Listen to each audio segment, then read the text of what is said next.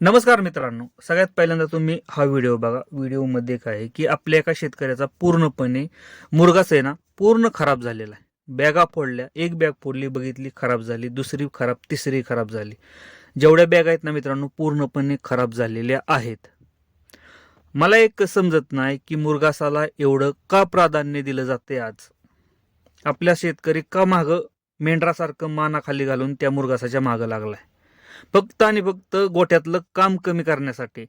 मित्रांनो, गिनी गवत वापरून आपण गायी 20+ पिळलेल्या आहेत आणि गाभण सुद्धा केलेले आहेत. बऱ्याच शेतकऱ्यांचं प्रॉब्लेम आहेत की गिनी गवतामुळे गाय दूध देत नाही त्या आणि गायी गाभण राहत नाही त्या.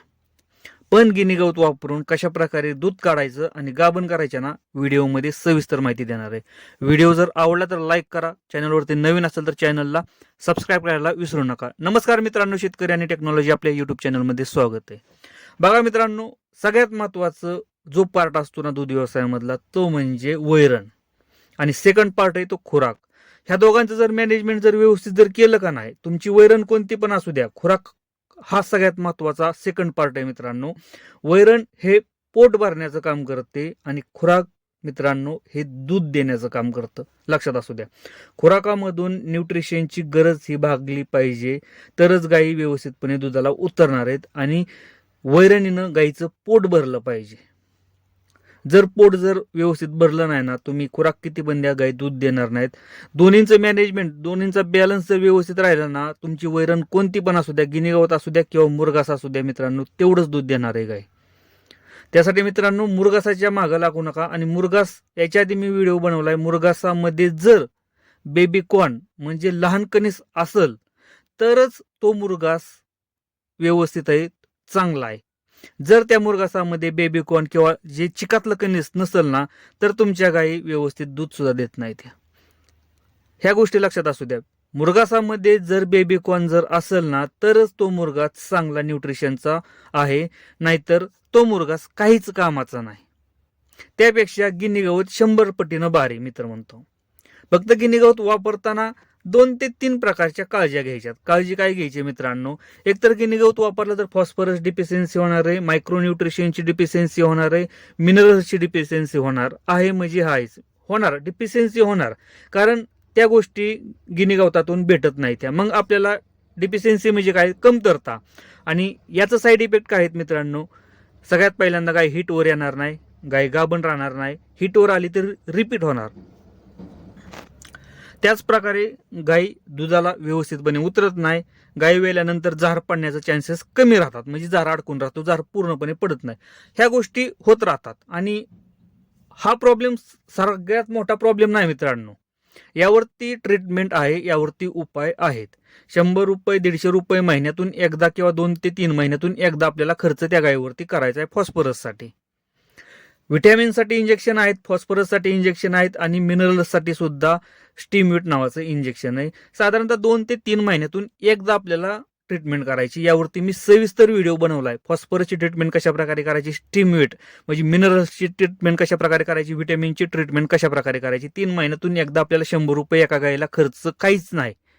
तुमच्या गोट्यामध्ये कधीच प्रॉब्लेम येणार नाही, कधीच प्रॉब्लेम येणार नाही. कशाचा, गाय हिटवर यायचा, गायीचा झार अडकायचा किंवा गाय गाभण राहायचा, हा प्रॉब्लेम तुमचा सॉल्व्ह झाला ना मित्रांनो. इंजेक्शन दिली, प्रॉब्लेम सॉल्व्ह झाला तुमचा. आता दुसरा प्रॉब्लेम काय की गिनी गवत वापरल्यामुळे गायी दूध देत नाही त्या. लक्षात असू द्या, मुरघासामध्ये जर बेबी कॉर्न जर नसेल तर तो मुरघास काहीच कामाचा नाही. जर बेबी कॉर्न असेल, बेबी कॉर्न म्हणजे लहान कणीस असेल, तर व्यवस्थितपणे दूध देतात आणि दुधाला चांगल्या उतरतात. म्हणजे काय करतंय की ते कणीस, ते मका गाईचं दूध पूर्णपणे पीक लेवलला घेऊन जाते. मग आपल्याला काय करायचंय, गिनी गवत वापरत असताना आपण जर गोळीपेंड वापरतोय, गोळीपेंड तर वापरावीच लागणार आहे आपल्याला. गोळीपेंड म्हणजे काय, पशुखाद्य. पशुखाद्य आपण वापरत असताना इथं आपण बार्ली किंवा मका वापरा. साधं सिंपल आहे, बार्ली नाहीतर मकाचा भरडा वापरा मित्रांनो. बरेच लोक म्हणतात की बार्ली, काही प्रॉब्लेम होत नाही. बार्ली म्हणजे काय, मकाईपासून जे की प्रोसेस केलेली असते, काही दिवस सडल्याची प्रक्रिया केलेली असते, किनवण प्रक्रिया केलेली असते, बाकी काही सुद्धा नाही मित्रांनो त्यामध्ये. बार्ली हे मकाचाच भाग एक आहे किंवा एखाद्या बार्ली एक घटक असतो त्यापासून ते बनलेलं असतं. जर मकाची बार्ली भेटत असेल तर सगळ्यात भारी मित्रांनो. त्यामुळं तुम्हाला बेबीकॉर्न, आता मुरघासामध्ये बेबीकॉर्न आहे म्हणून गाई दूध देतात.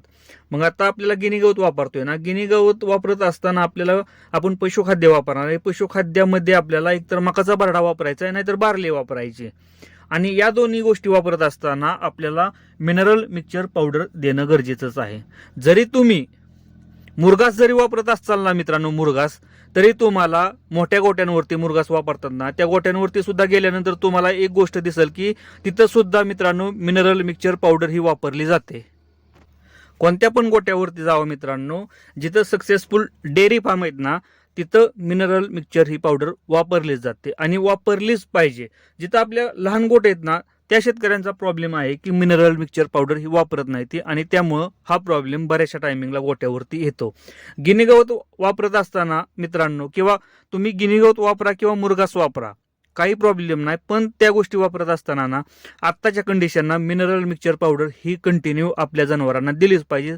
कमीत कमी सकाळी 50 ग्रॅम, संध्याकाळी 50 ग्रॅम एवढ्या प्रमाणात आपल्या गायींना मिनरल मिक्सचर पावडर डेली आपण ठेवली पाहिजे, तर प्रॉब्लेम येत नाही. तर मिनरल मिक्सचर पावडरमध्ये मुळे सुद्धा मित्रांनो दूध वाढतात. कारण मायक्रो न्यूट्रिशनची जर गरज जर पूर्ण जर शरीराला भेटली ना मित्रांनो, तर ऑटोमॅटिकली गाई दुधाला वाढतात. कारण काय होतं की जो खुराक खाल्लेला आहे, जे खाल्लेलं आहे ना, व्यवस्थित पचलं जातं, आणि ज्या वेळेस ते पूर्णपणे पचन होतं ना, पूर्णपणे गाई दुधाला पीक लेवलला दूध द्यायला सुरुवात करते. त्यामुळे थोडासा अभ्यास करत जावा मित्रांनो. असं नाही की तुम्हाला फक्त मुरघासामुळेच गाई दूध देतात, किंवा एक प्रकारची मुरघास किंवा बेबीकॉर्न घातल्यामुळं गाई दूध देतात.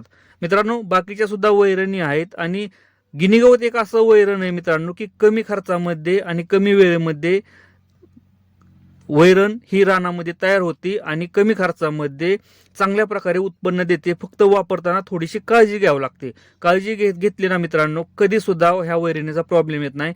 बऱ्याचशा गोट्यांवरती मी जिथं जातो ना, तिथं गिनी गवत ही वैरण वापरली जाते, आणि चांगल्या प्रकारचं मॅनेजमेंट असल्यामुळं तिथं 20+ 25+ गाई पिळलेल्या आहेत. शेतकऱ्यांना दूध व्यवस्थितपणे काढलेलं आहे. त्या शेतकऱ्यांना त्या वैरणीचं नॉलेज आलेलं आहे. त्या वैरणीतून कशा प्रकारे आपण दूध काढू शकतो ना, हे त्या शेतकऱ्यांना तिथं व्यवस्थित शिकलेलं आहे मित्रांनो. त्यामुळे त्या गोट्यावरती प्रॉब्लेम येत नाहीत. पण जो शेतकरी म्हणतो ना फक्त की मुरघासा शिवार पर्याय नाही, किंवा मुरघास आज गरज आहे, त्या शेतकऱ्यांना सांगतो मित्रांनो, जास्त वैरणीवरती खर्च करत बसू नका. कारण काय होतं की खर्च हा जर जास्त झाला तर दूध व्यवसाय हा कधीच परवडत नाही.